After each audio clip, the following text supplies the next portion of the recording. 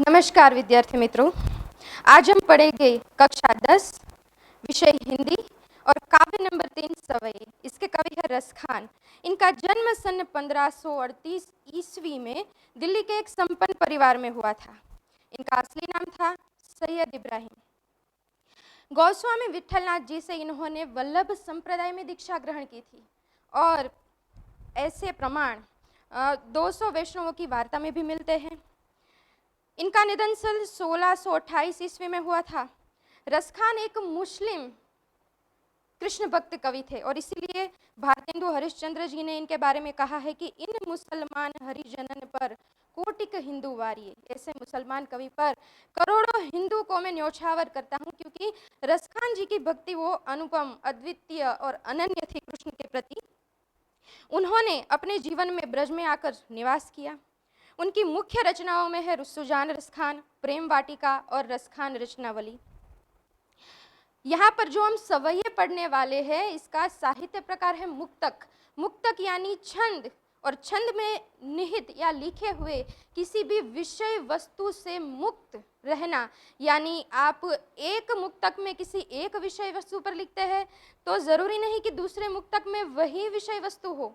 आप भिन्न भिन्न विषय पर अलग अलग मुक्तक में लिख सकते हैं।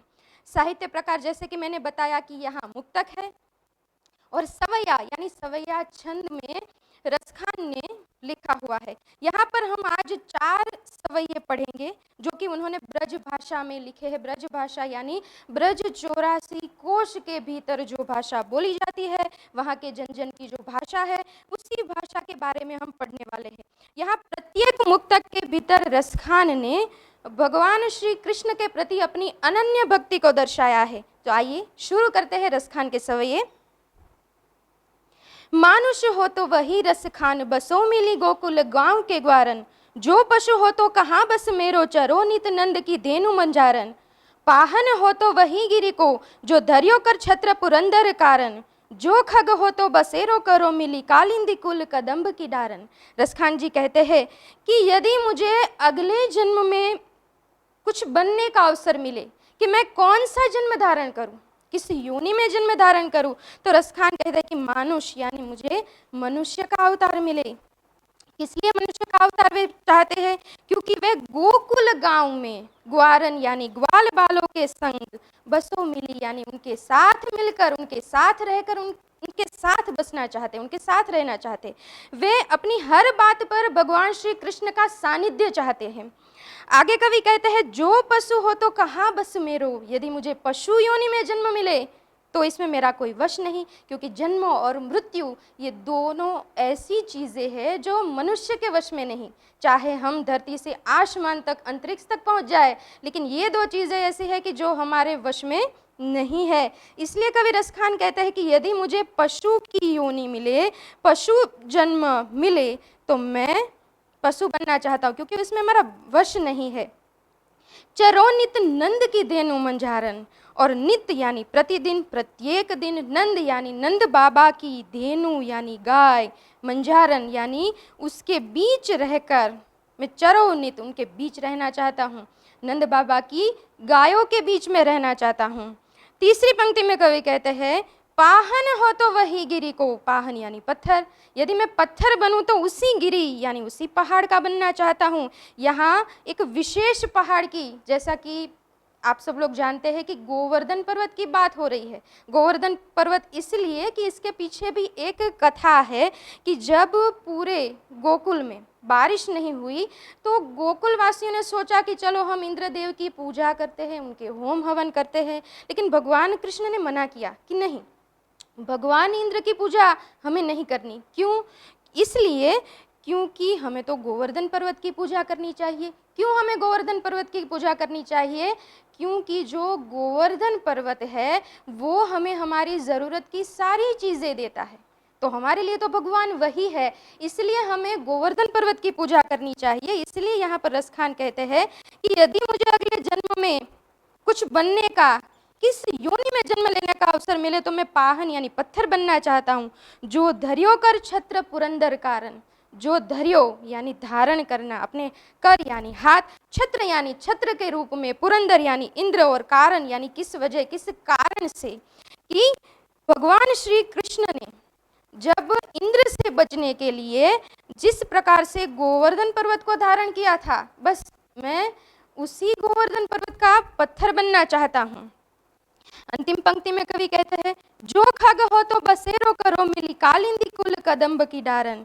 कवि कहते हैं कि यदि खग यानी पक्षी, यदि मुझे पक्षी बनने का मौका मिले तो मैं कहाँ बसेरा करना चाहता हूँ। बसेरा यानी रैन बसेरा, रात को मैं कहाँ रहना चाहता हूँ। तो कवि कहते हैं कि मैं कालिंदी कुल, यहाँ पर मैंने शब्दार्थ भी आपको दे रखे हैं। कालिंदी यानी यमुना नदी, कुल यानी किनारा, कि मैं यमुना नदी के किनारे कदम्ब के पेड़ की डारन यानी डाली पर रहना चाहता हूँ। कदम वृक्ष की जो डाली है वहाँ पर मैं एक पक्षी बनकर बसेरा करना चाहता हूँ, क्योंकि भगवान श्री कृष्ण है वह अपनी गायों को लेकर यमुना नदी के किनारे आते थे, वहाँ पर अपनी बांसुरी बजाते थे। तो कुल मिलाकर इस पहले सवैये में रसखान यही कहना चाहते हैं कि मैं किसी भी रूप में भगवान श्री कृष्ण का सानिध्य चाहता हूँ, उनके साथ रहना चाहता हूँ। उनकी जितनी भी यादें हैं, जितनी भी चीज़ें, जितने भी स्थल उनसे जुड़े हुए हैं, बस मैं वहीं पर रहना चाहता हूँ। तो आइए चलते हैं दूसरे सवैये पर। या लकुटी अरु कामरिया पर राजती हूँ पुर को तजी डारो, आठहु सिद्धि नवो निधि को सुख, नंद की धेनु चराय बिसारो, रस खान कबो इन आखिन सो, ब्रज के बन बाग तड़ाग निहारो, कोटि कहू कल धोत के धाम, करिल के कुंजन ऊपर वारो। रसखान यहाँ भगवान श्री कृष्ण से जुड़ी बहुत सारी चीज़ें अपने साथ रखना चाहते हैं, इसलिए कवि रसखान कहते हैं कि या लकुटी अरु कामरिया पर राजती हूँ पुर को तजी डारो, आठहु सिद्धि नवो निधि को सुख, नंद की धेनु चराय बिसारो, रस खान कबो इन आखिन सो, ब्रज के बन बाग तड़ाग निहारो, कोटि कहू कल धोत के धाम, करील के कुंजन ऊपर वारो। यहाँ पर कवि रसखान कहते हैं कि यदि मुझे भगवान श्री कृष्ण की लकुटी यानी छोटी सी लाठी जो वो गायों के चराने के लिए लेकर जाते थे, यदि वो मुझे छोटी सी लकुटी और उनकी कामरिया यानी काला कंबल मिल जाए तो मैं उस पर राज तीहू पुर को, तीहू पुर यानी तीनों लोक, स्वर्ग लोक, पाताल लोक और पृथ्वी लोक का जो साम्राज्य है वो तजी डारो यानी त्याग देना चाहता हूँ। भगवान के जो इस्तेमाल की हुई चीज़ें हैं उनका महत्व, उनका मूल्य तो अमूल्य है, तो उनके सामने तीनों लोक का राज भी कुछ नहीं है। इसलिए रसखान कहते हैं कि मैं ये सब कुछ त्याग देना चाहता हूँ। आठहु सिद्धि नवोनिधि को सुख, आठहु सिद्धि यानी अष्ट सिद्धि जो योग के द्वारा हम जागृत कर सकते हो, और नवनिधि यानी भगवान कुबेर की जो नवनिधि जो संपत्ति है, पद्म, महापद्म, शंख, कच्छप, ये सारी उनकी नवनिधि है। यदि इनका सुख भी मुझे मिल जाए, लेकिन फिर भी नंद की धेनु चराय बिसारो, लेकिन मुझे नंद बाबा की धेनु उनकी गाय चराने का अवसर मिले तो मैं इसे भी भुला देना चाहता हूँ। रस खान कबो इन आँखिन सो, रसखान जी कहते हैं कि कबो यानी कभी मुझे अपनी आँखों से ब्रज के बन बाग तड़ाग, बन यानी वहाँ के जंगल, बाग यानी बाग बगीचे, तड़ाग यानी तड़ाब यानी तालाब और सरोवर, निहारो यानी देखने का मौका मिले। कभी जीवन में मुझे ऐसा भी अवसर मिले कि मुझे अपनी आँखों से ब्रज के बाग बगीचे, वहाँ के जंगल और वहाँ के तालाब देखने का मौका मिले तो करिल के कुंजन ऊपर वारो, करिल यानी जो कंटीला पौधा व्रज में देखा जाता है उसकी कुंज यानी उसके जुर्मुट बनने का भी मुझे मौका मिले तो मैं उसके ऊपर कोटि कहूँ यानी करोड़ों कल दोत के धाम यानी सोने के राजमहल न्योछावर कर देना चाहता हूँ। तो यहाँ पर जो कवि रसखान है वो भगवान कृष्ण के समीप रहने के लिए चाहते हैं कि मैं तीनों लोक का राज भी त्याग दूँ, यदि मुझे उनकी लाठी और उनकी कंबल, क्योंकि वो भगवान के साथ हमेशा जुड़े रहेंगे, और उनकी गायें चराने का अवसर मिले तो सारी अष्टसिद्धि नवनिधि का त्याग कर देना चाहते हैं, और व्रज के वन, बाग और बगीचे उन्हें देखने का अवसर मिले तो वो कंटीला पौधा भी बनना चाहते हैं, भले ही उसके लिए उसे करोड़ों सोने के राजमहल त्याग करने क्यों न पड़े। जा दिन ते वह नंद को छोरो, या बन धेनु चराई गयो है, मोहिनी तानिनी गोधन गाई के, बीनु बजाई रिजाई गयो है, ताही धरी कछु टोना सोके, रस खान ही में समाई गयो है, को न काहू की कानी करे, सिगरो ब्रज बीर बिकाई गयो है। कवि रसखान कहते हैं कि जिस दिन से वह नंद का छोरा यानी नंद बाबा का छोरा याबन यानी इस जंगल में धेनु यानी गाय चराई गयो यानी चरा कर गया है, मोहिनी ताननी गोधन गाई के, मोहिनी ताननी तान यानी धुन, लेकिन यहाँ पर बांसुरी की धुन की बात हो रही है।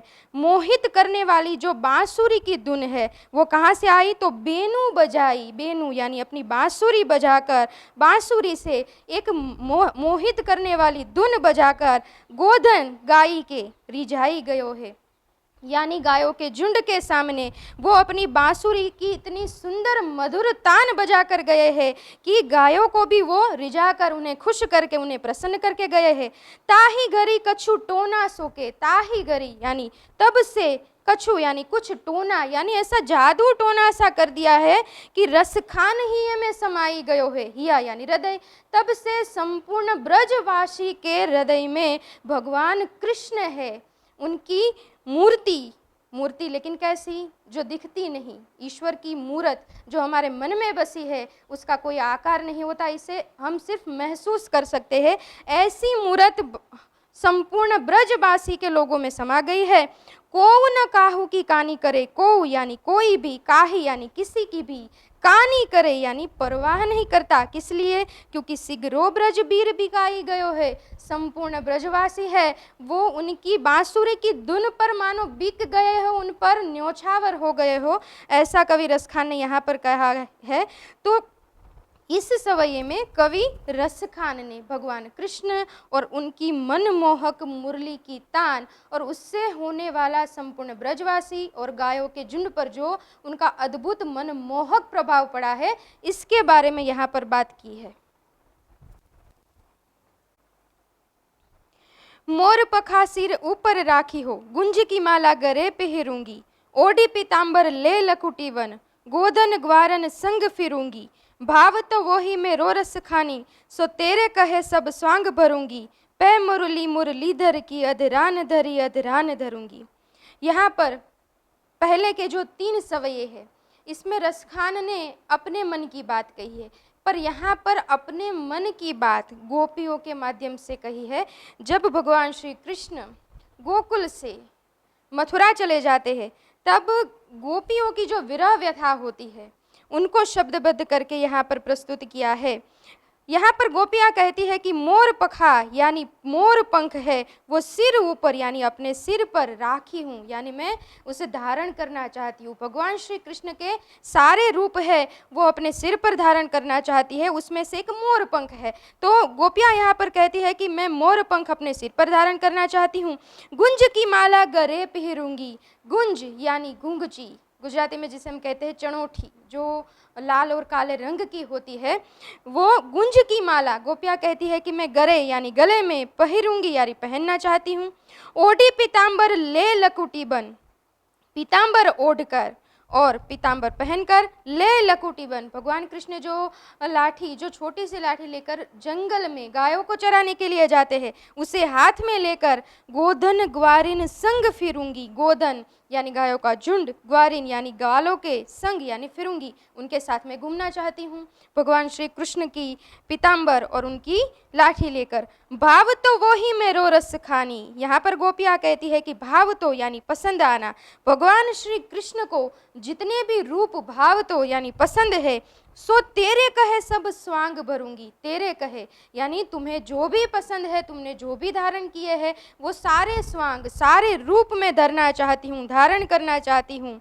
पै मुरली मुरलीधर की अधरान धरी अधरान धरूंगी, लेकिन अंतिम पंक्ति में गोपियाँ कहती है कि एक चीज़ ऐसी है जो भगवान कृष्ण से जुड़ी है वो वे धारण करना नहीं चाहती, इसलिए कहती है कि पै लेकिन मुरलीधर, मुरली को धारण करने वाले भगवान श्री कृष्ण, उनकी मुरली मैं अधरान धरी, जो उन्होंने अधरान यानी होठों पर धरी यानी धारण की है, वो मैं अपने अधरा यानी अपने होठों पर न धरूंगी। और यहाँ पर ये सवये काव्य संपूर्ण होता है। तो इन चारों सवयों में भगवान श्री कृष्ण के प्रति जो रसखान की अनन्य भक्ति है उसके हमें दर्शन होते हैं। आशा करती हूँ कि आपको ये चारों सवये समझ में आ जाएंगे। धन्यवाद।